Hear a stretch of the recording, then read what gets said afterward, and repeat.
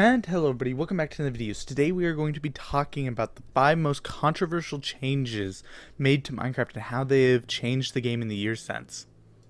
We're going to start with number 5 on the list, the Aquatic update. While overall the update didn't come with all that much controversy at the start of the update, it has come with some features that has led to a lot of controversy among the community. Specifically in the changes in movement, because with this update, you were able to start swimming, which had never been a thing before, which allowed only a single block of motion, which allowed for you to get under 1 block gaps, which had never been possible before in the game of Minecraft, and opened up the world of crawling. While there was some speculation at the time that it was possible that they'd add crawling in as just a default feature that you could hold like crouch, it never came, and the only way to crawl is to use something like a trapdoor or water to end up underneath. But this movement system made a very large change to the game, and many people didn't like it, and some don't like it even to this day due to the large changes that it had and the large difference in feel from the rest of the movement around the game of Minecraft. Another thing that the update had brought with it was starting a trend to see more updates focused around stuff like blocks that simply look nice and don't really have any practical effect. And you saw a lot more of this kind of beautification of the game since then, where there was a lot more focus on the overall appearance and look of the game rather than on the actual mechanics, whereas almost all the updates before had focused mostly on mechanics and stuff like that rather than on specific looks of blocks. The 1.19 update has had some degree of controversy, specifically over the Warden and whether or not the monster is too powerful. Due to the high damage it deals and high health it has, making it pretty impossible to kill even with very strong gear in the game. Most of the killing of the Warden has been done with exploits and stuff of that nature rather than through upfront fighting it due to its absurd amount of strength. So many people have brought up the question of whether or not the addition of the Warden was even a good idea due to his absurd power and weird mechanics, as you can tell there. So many people have brought up controversy over this thing and bring up whether or not it was a good addition to the game and whether it's bringing Minecraft in a bad direction that could possibly harm it going down the line. Number 3 is the Nether update. The Nether update added a lot of cool features, specifically adding new biomes to the previously bare Nether,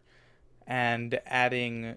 new types of wood, and just in general a lot of things which really added a lot to the game. Now, there are, however, some problems with the Nether update. First off, this was when texturing of the Netherrack came in. Many people despise the fact that the texture changed. But it's kind of funny because, in my opinion, the new Netherrack looks a lot better, and a lot of people agree with me. A lot of people that think that the change was a bad thing agree with me that the new Netherrack looks better. Just a lot of people didn't like the texturing of such a basic staple block that changed it so fundamentally in appearance over the course of a single update, compared to maybe a more gradual change away from how it had been before if they'd wanted to change it like this. The other problem that the update brought in was for speedrunners. With the new mechanics with Endermen and Piglins, it allowed for speedrunning to be done at a much faster pace and added in much more RNG than there had been previously in the speedrunning genre. So with this large change, many people have been pretty upset over it, and it brought about massive turmoil to the speedrunning community. It brought about some controversy with the Dream cheating, where people blamed it more on the game than even Dream, and just a lot of different controversy has been created over the overall completion of the game that was completely shook to its core by the Nether update. Now, good or bad, whether or not ultimately it was good changes, it will remain as one of the most controversial Minecraft updates for a long time. On to number 2, the Caves and Cliffs update. This update has had an irreversible effect on the game, with massive changes in the game's generation, taking the game from having overall pretty flat terrain with occasional mountains and stuff like that, to basically every world being amplified light. This is made for interesting terrain changes, many of which people really like, but has ruined some of the biomes like the plains, which now is much more hilly than it used to be, making building in large areas much more of a pain, as you have to clear out much more land to be capable of doing large scale builds. Now, while ultimately this controversy is a bit more small comparatively to some of the others, it's a much larger deal for the overall landscape of the game, with the large scale future of the game being completely different, with more of a focus on exploration and stuff emphasized versus how building had been emphasized for the last 6 or so updates.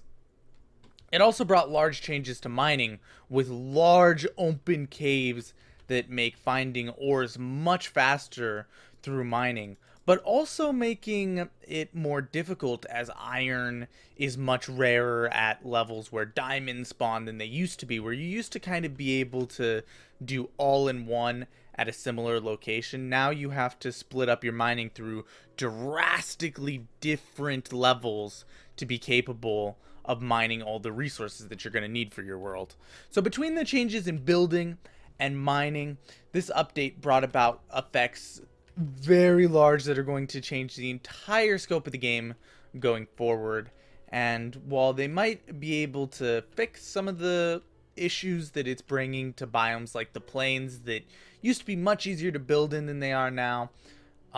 it still will likely go down as a very infamous update in the future due to these large scale changes. Now we're moving on to what is probably the single most controversial update ever in Minecraft history, the combat update. Now, this update, while some people were excited for it, and some people even like the changes, a vast majority of the player base is still quite upset with these changes, even to this day, having been many years since the update originally took place. The update made a pretty simple change to combat, taking the old spam click ability, where you were able to just spam click as fast as you wanted to hit, and added a hit timer in, making it harder to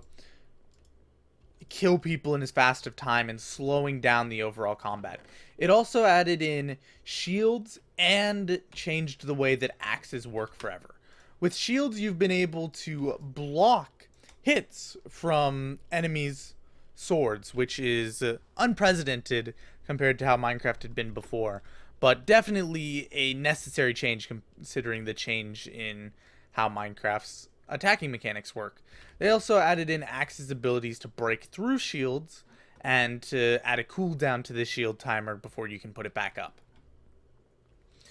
These changes has made for the most controversial update ever, with many PvP-oriented servers still using 1.8 to this day for their combat.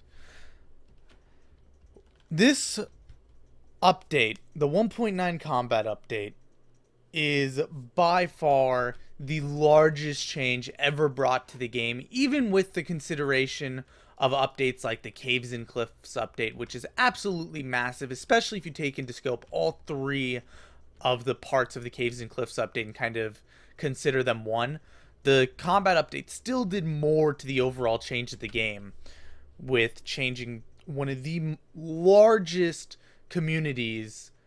fundamental aspects and affecting every part of the game, as even in normal Minecraft you have to combat mobs now with a new system of combat. Overall, it's hard to say that any of these updates were particularly a bad or good thing, as all of them came with their own set of benefits and negatives along with them. While the community has had some troubles with some of the updates, it's likely that despite that, some of these updates have brought about changes that we all appreciate around the community and will continue to be appreciated through Minecraft's overall lifespan.